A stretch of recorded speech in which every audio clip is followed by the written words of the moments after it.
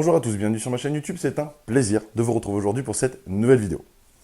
S'il est un facteur qui est plus que sous-estimé et qui pourtant a des conséquences dévastatrices sur la prise de muscle comme sur la perte de poids, c'est bien le manque de sommeil.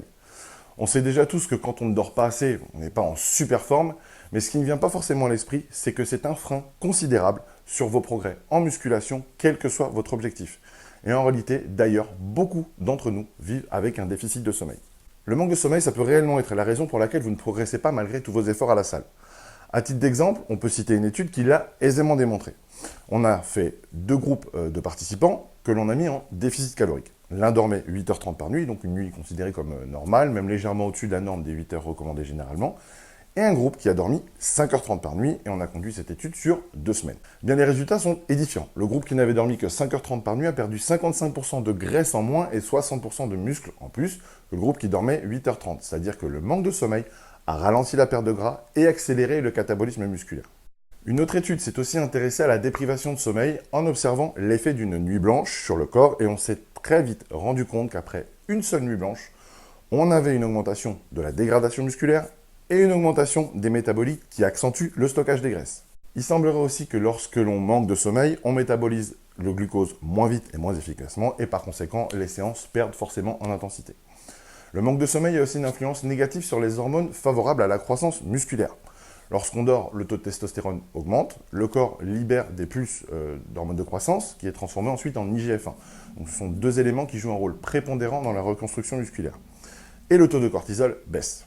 Or, si le cycle de sommeil est perturbé, le taux de testostérone ne monte pas, la GH n'est pas libérée rapidement car on atteint plus lentement la phase de sommeil où elle est libérée, et le cortisol ne descend pas. On est donc dans un état plus prône au catabolisme et moins favorable à la synthèse protéique, puisqu'il semble qu'un taux de cortisol élevé inhibe au moins partiellement la synthèse protéique. Il est important de noter, en ce qui concerne le cortisol, que le sommeil de nuit le régule mieux que le sommeil de jour du fait du rythme circadien. On voit aussi que le taux de gréline, donc qui est l'hormone qui déclenche la faim, augmente, et le taux de leptine, qui est l'hormone de la satiété, baisse. Donc si votre cycle de sommeil est trop court ou perturbé, la régulation de toutes ces hormones est aussi totalement perturbée et votre progression est amoindrie. Donc certains solutionnent en effet le manque de sommeil la nuit par des siestes durant la journée, mais hélas, les effets d'une sieste ne sont pas les mêmes que ceux d'une nuit de sommeil en termes de récupération. On a aussi remarqué que le manque de sommeil peut amener à de plus fréquentes envies de sucre, comme ça a été démontré par une étude réalisée sur 42 personnes qui avaient la mauvaise habitude de ne pas dormir beaucoup. On les a divisés en deux groupes. Une moitié qui ne changeait pas ses habitudes et dormait environ 5h à 6h par nuit, et l'autre moitié à qui l'on a demandé de dormir environ 7h30 à 8h par nuit, et à qui en plus on a donné des conseils pour avoir un meilleur sommeil. Et bien résultat, le groupe qui dormait le plus longtemps a réduit sa consommation de sucre et en ressentait des envies moins fréquentes. Ça met donc bien en avant le fait que le manque de sommeil déclenche certains mécanismes qui poussent plus facilement vers le sucre, ce qui peut être totalement dévastateur si on tente de perdre du poids par exemple. Ici aussi, je peux vous faire part de mon expérience personnelle en tant que pratiquant et en tant que coach.